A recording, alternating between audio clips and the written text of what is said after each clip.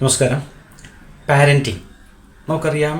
ഈ ആധുനിക കാലത്ത് രക്ഷിതാക്കളെ ഏറ്റവും കൂടുതൽ അലട്ടുന്ന ഒരു കാര്യമാണ് പാരൻറ്റിങ് എന്ന് പറയുന്നത്. നമ്മുടെ കുട്ടികളെ എങ്ങനെ നല്ല രീതിക്ക് വളർത്തിയെടുക്കണം, വളരെയധികം അങ്കലാപ്പിലാണ്. അപ്പോൾ അതിനുവേണ്ടി വിവിധ തരത്തിലുള്ള പഠനങ്ങൾ നടത്തുകയും അതിനുവേണ്ടി ഗവേഷണങ്ങൾ നടത്തുകയും ഒക്കെ ചെയ്യുന്നു എന്നുള്ളതാണ്. അപ്പോൾ എങ്ങനെ നമുക്ക് കുട്ടികളെ നല്ല രീതിക്ക് പോസിറ്റീവായിട്ട് വളർത്തിക്കൊണ്ടുവരാൻ സാധിക്കും എന്നുള്ളതാണ് നമ്മൾ ഇന്ന് ഈ വീഡിയോയിൽ ഡിസ്കസ് ചെയ്യുന്നത്. നമുക്കറിയാം, സൈക്കോളജിയിൽ പ്രധാനമായിട്ടും രണ്ട് തരത്തിലുള്ള പാരൻറ്റിങ്ങിനെ കുറിച്ചാണ് പറയുന്നത്. ഒന്ന് പോസിറ്റീവ് പാരൻറ്റിങ്, മറ്റൊന്ന് കോൺഷ്യസ് പാരൻറ്റിങ്. നമ്മൾ ഇന്ന് ഇവിടെ ഡിസ്കസ് ചെയ്യാൻ ഉദ്ദേശിക്കുന്നത് പോസിറ്റീവ് പാരൻറ്റിങ് ആണ്. പോസിറ്റീവ് പാരൻറ്റിങ് എന്ന് പറയുന്നത് പ്രധാനമായിട്ടും ഒരു 5 വിഷയങ്ങളാണ് ഞാൻ ഇന്നത്തെ വീഡിയോയിൽ ഉൾപ്പെടുത്താൻ ആഗ്രഹിക്കുന്നത്. അതിൽ ഒന്നാമത്തേത് സ്റ്റോപ്പ് സെയിങ് സ്റ്റോപ്പ്. നമുക്കറിയാം, ചില രക്ഷിതാക്കൾ കുട്ടികളോട് അത് ചെയ്യരുത്, ഇത് ചെയ്യരുത്, അങ്ങനെ ചെയ്യാൻ പാടില്ല, ഇങ്ങനെ ചെയ്യാൻ പാടില്ല, ഇങ്ങനെ ഒരുപാട് വിലക്കുകൾ രേഖപ്പെടുത്തുന്ന ചില രക്ഷിതാക്കൾ കാണാൻ സാധിക്കും. കാരണം ഒരുപക്ഷെ അതിനുള്ള പ്രധാനപ്പെട്ട കാരണം എന്ന് പറയുന്നത് ഒരുപക്ഷെ അവർ എൻഗേജ് ആയിരിക്കാം, അവർ എന്തെങ്കിലും ബിസി ആയിരിക്കാം. അതുകൊണ്ട് അവരുടെ എളുപ്പത്തിന് വേണ്ടിയാണ് അങ്ങനെ ചെയ്യരുത്, ഇങ്ങനെ ചെയ്യരുത് എന്ന് പറഞ്ഞിട്ട് കുട്ടികളിൽ നിന്ന് ഒഴിഞ്ഞു മാറുന്നത്. യഥാർത്ഥത്തിൽ അത്തരത്തിൽ ഒരു എപ്പോഴും അത് ചെയ്യാൻ പാടില്ല, ഇത് ചെയ്യാൻ പാടില്ല, അങ്ങനെ ചെയ്യാൻ പാടില്ല, ഇങ്ങനെ ചെയ്യാൻ പാടില്ല, ഇത്തരത്തിലുള്ള വിലക്കുകൾ കൊടുത്തു കഴിഞ്ഞാൽ കുട്ടികൾക്ക് പിന്നീട് ചില കാര്യങ്ങൾ ചെയ്യാൻ ഒരു തോന്നൽ ഉണ്ടാവില്ല. അപ്പോൾ അവരുടെ മനസ്സ് ഒരു സ്ട്രൈക്ക് ആവുമെന്നുള്ളതാണ്. അപ്പോൾ അത്തരത്തിലുള്ള ഇൻസ്ട്രക്ഷൻ കൊടുക്കുന്നതിനേക്കാൾ കുട്ടി എന്തെങ്കിലും തെറ്റായിട്ട് ചെയ്യുകയാണെങ്കിൽ അതിൽ നിന്ന് തന്ത്രപരമായിട്ട് കുട്ടിയെ എങ്ങനെ മാറ്റിയെടുക്കാം എന്നുള്ളതാണ് നമ്മൾ ചെയ്യേണ്ടത്. ഒരു ഉദാഹരണത്തിന്, ചില കുട്ടികൾ നല്ല കുറുമ്പുകാരായിരിക്കും. അപ്പോൾ അത്തരത്തിലുള്ള കുട്ടികൾ താഴെ അടങ്ങിയിരിക്കില്ല, അവരെപ്പോഴും ഉയരങ്ങളിലായിരിക്കും. ചില കുട്ടികൾ ജനാല പിടിച്ച് കയറുന്നതായിട്ട് കാണാൻ സാധിക്കും. അത്തരത്തിലുള്ള കുട്ടികൾ അങ്ങനെ ചെയ്യരുത് മോനെ, വീഴും, അല്ലെങ്കിൽ അങ്ങനെയാണ് ഇങ്ങനെയാണെന്ന് പറഞ്ഞ് കുട്ടിയെ പേടിപ്പിക്കുന്നതിന് പകരം ആ ഒരു ആക്ടിവിറ്റിയിൽ നിന്ന് കുട്ടിയെ തന്ത്രപരമായി മാറ്റുക എന്നുള്ളതാണ്.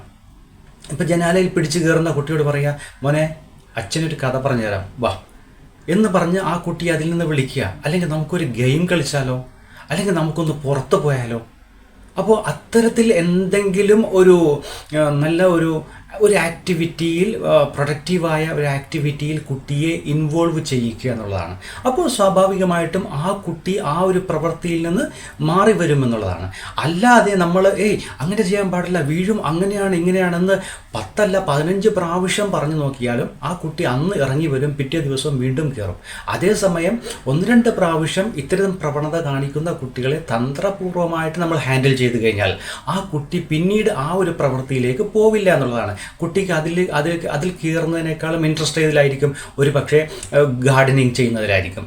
ആ കുട്ടി അതിലേക്ക് കയറുന്നതിന് പകരം കുട്ടി വെള്ളവും എടുത്ത് ചെടി നനക്കാനായിട്ട് പോകുമെന്നുള്ളതാണ്. അല്ലെങ്കിൽ മറ്റെന്തെങ്കിലും ഒരു ഗെയിമിലേക്ക് കുട്ടി ശ്രദ്ധ പോകുമെന്നുള്ളതാണ്. അപ്പോൾ നമ്മൾ തന്ത്രപരമായിട്ട് ആ കുട്ടിയെ ആ ഒരു പ്രവൃത്തിയിൽ നിന്ന് മാറ്റണം എന്നുള്ളതാണ്. ഇനി രണ്ടാമത്തെ പോയിന്റ് എന്ന് പറയുന്നത് give dum positive feedback four doing good. കുട്ടികൾ നല്ല കാര്യങ്ങൾ ചെയ്യുമ്പോൾ നമുക്കറിയാം, കൂടുതൽ പാരൻറ്റും നെഗറ്റീവായിട്ടുള്ള കാര്യങ്ങൾ ചെയ്യുമ്പോൾ അതിനെ വീണ്ടും ഊതി വീർപ്പിച്ച് ഡിസ്കഷനൊക്കെ ആവും. നീ എന്തിനാ അങ്ങനെ ചെയ്തത്, അങ്ങനെ ചെയ്യാൻ പാടുണ്ടോ, അങ്ങനെ ചെയ്താൽ ഇങ്ങനെ സംഭവിക്കില്ലേ, ഇങ്ങനെയൊക്കെ പറഞ്ഞ് ആ നെഗറ്റീവ് കാര്യങ്ങളെ ഇട്ടിങ്ങനെ വിപുലീകരിച്ചു കൊണ്ടിരിക്കും. പക്ഷേ അത്തരം കാര്യങ്ങൾ മെല്ലെ ഒതുക്കുക എന്നുള്ളതാണ്. ഒതുക്കിയതിന് ശേഷം 1-2 വേർഡിൽ അതിൻ്റെ ഡീമെറിറ്റ്സ് പറഞ്ഞ് മനസ്സിലാക്കിക്കൊണ്ട് ആ കാര്യം അവിടെ സോൾവ് ചെയ്യുക. അതേസമയം പോസിറ്റീവായിട്ടുള്ള കാര്യങ്ങൾ കൂട്ടി ചെയ്ത് കഴിഞ്ഞാൽ അതിന് നല്ല ഒരു ഫീഡ്ബാക്ക് കൊടുക്കുക എന്നുള്ളതാണ്.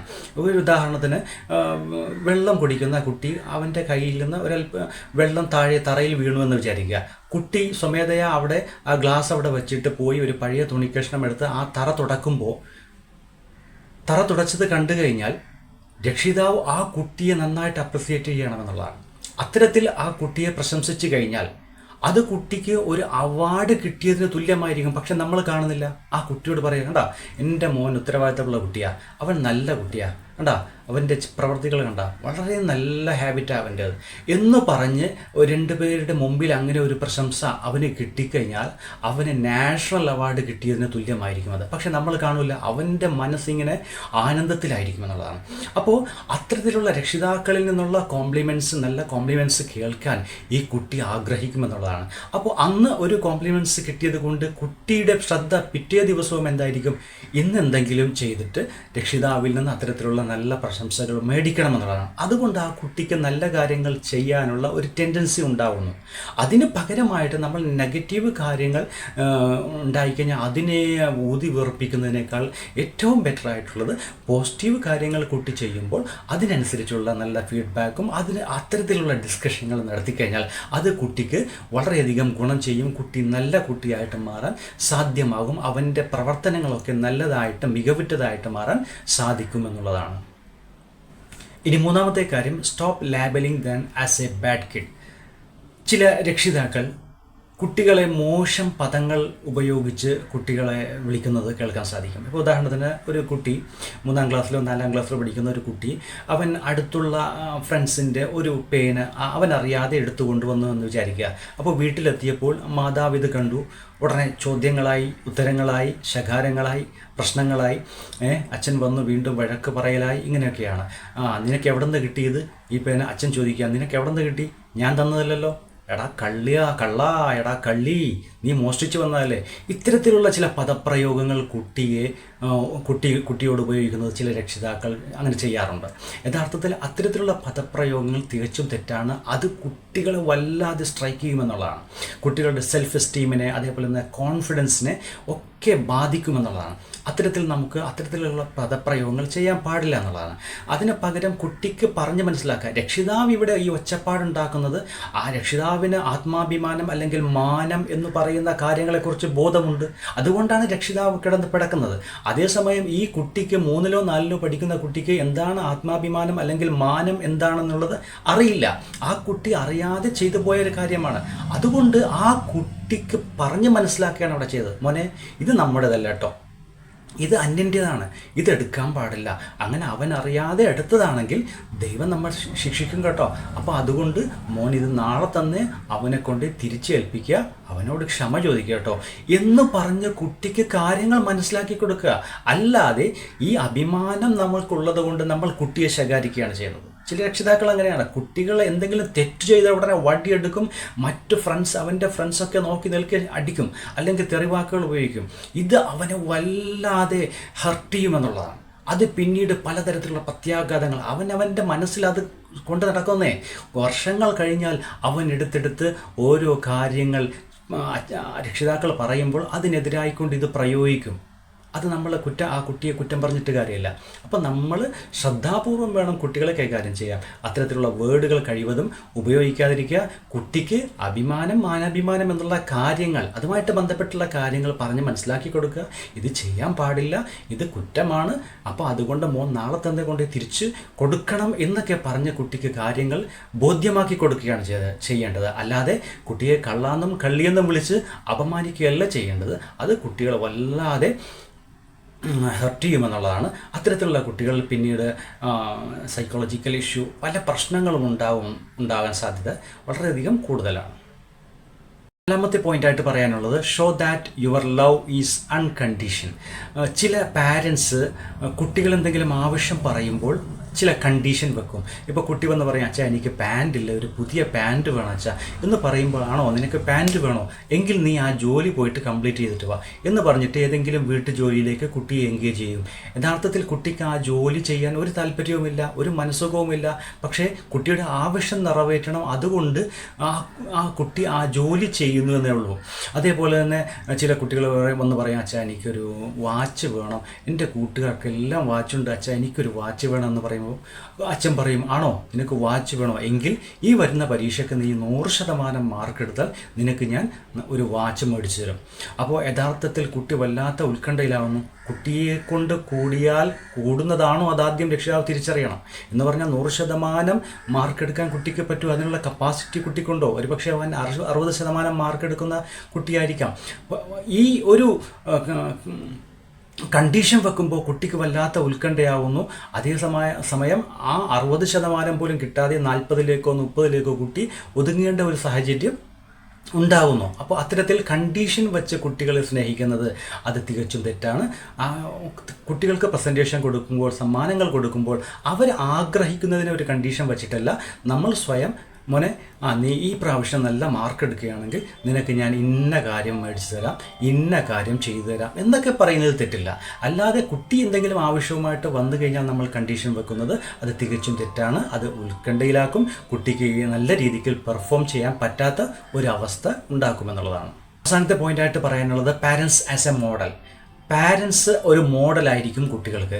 വീട്ടിൽ കുട്ടികൾ പാരൻസിനെ നല്ല രീതിയിൽ ഒബ്സർവ് ചെയ്യും, അവരെന്താണ് ചെയ്യുന്നത്, അല്ലെങ്കിൽ പാരൻസ് അച്ഛനും അമ്മയും എങ്ങനെയാണ്, അവരുടെ ബിഹേവിയർ എങ്ങനെയാണ്, അവർ ഉപയോഗിക്കുന്ന ലാംഗ്വേജ് എന്താണ്, ഇങ്ങനെ പലതരത്തിലുള്ള കാര്യങ്ങൾ കുട്ടി ഒബ്സർവ് ചെയ്യുമെന്നുള്ളതാണ്. ഇപ്പം ചില കുട്ടികൾ മൊബൈലിൽ അധിക സമയം കളിക്കും, അല്ലെങ്കിൽ ടി വിയിൽ അധിക സമയം ടി വി കാണാനിരിക്കും. അപ്പോൾ നമ്മൾ സ്വാഭാവികമായിട്ടും പറയും, മോനെ അധിക സമയം ടി വി കാണരുത്, മൊബൈൽ ഉപയോഗിക്കാൻ പാടില്ല, റീൽസ് കാണാൻ പാടില്ല എന്നൊക്കെ നമ്മൾ ഒരുപാട് ഉപദേശങ്ങൾ കൊടുക്കും. കുട്ടി ഈ പ്രവണത ചെയ്തുകൊണ്ടിരിക്കും.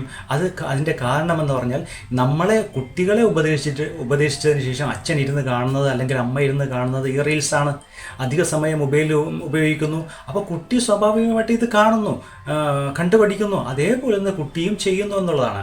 നമ്മൾ മോഡലായതുകൊണ്ട് നമ്മൾ ആദ്യം അവർക്ക് ചെയ്ത് കാണിച്ചു കൊടുക്കണം. ഞാൻ മൊബൈൽ ഉപയോഗിക്കുന്നത് ദിവസം 1/2 മണിക്കൂർ മാത്രമാണ്, അല്ലെങ്കിൽ 1 മണിക്കൂർ മാത്രമാണ്, വൈകിട്ട് ഒരു 5 മണി മുതൽ 6 മണി വരെയുള്ള സമയമാണ് എങ്കിൽ കുട്ടിയും ആ ഒരു ഹാബിറ്റായിരിക്കും ഫോളോ ചെയ്യുക. അല്ലാതെ അച്ഛനും അമ്മയും മൊബൈൽ കണ്ടിരിക്കും അല്ലെങ്കിൽ ടി വി കണ്ടിരിക്കും, മോനെ നീ അധിക സമയം കാണാൻ പാടില്ല കേട്ടോ എന്ന് പറഞ്ഞ് ഉപദേശിച്ചിട്ട് യാതൊരു കാര്യവുമില്ല. നമ്മൾ ആദ്യം അവർക്ക് ചെയ്ത് കാണിച്ചു കൊടുക്കുക, പിന്നീട് അത് അവർ അനുകരിക്കുമെന്നുള്ളതാണ്. അതേപോലെ തന്നെ വീട്ടിൽ നമ്മൾ ഉപയോഗിക്കുന്ന വേർഡ് അത് പ്രത്യേകം ശ്രദ്ധിക്കണം. അച്ഛനും അമ്മയും വഴക്കിടുമ്പോൾ അവരുപയോഗിക്കുന്ന വേർഡ് എന്താണ്, അല്ലെങ്കിൽ അവരുടെ പ്രവർത്തികൾ എന്താണ്, ഇതൊക്കെ കുട്ടി നന്നായിട്ട് ഒബ്സർവ് ചെയ്യുന്നുണ്ട്. കുട്ടികൾ വളർന്നു കഴിഞ്ഞാൽ കുട്ടിയിൽ ഈ സ്വഭാവം അതേപോലെ തന്നെ പിന്തുടരുമെന്നുള്ളതാണ്. കുട്ടി അറിയാതെ അത്തരത്തിലുള്ള വേർഡുകൾ പിന്നീട് ഉപയോഗിക്കുമെന്നുള്ളതാണ്. അതേപോലെ തന്നെ വീട്ടിലെ സ്ട്രെസ് ഇമോഷൻ എങ്ങനെയാണ് ഹാൻഡിൽ ചെയ്യുന്നത് എന്നും കൂടി കുട്ടികൾ ഒബ്സർവ് ചെയ്യും.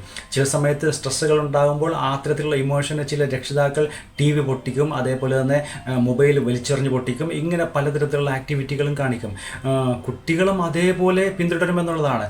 അച്ഛനോ അമ്മയോ എന്തെങ്കിലും പറയുമ്പോൾ അവർക്ക് ഇഷ്ടപ്പെട്ടില്ലെങ്കിൽ ഒരുപക്ഷെ അത്തരത്തിലുള്ള പ്രവണതയിലേക്ക് ചെല്ലുമെന്നുള്ളതാണ്.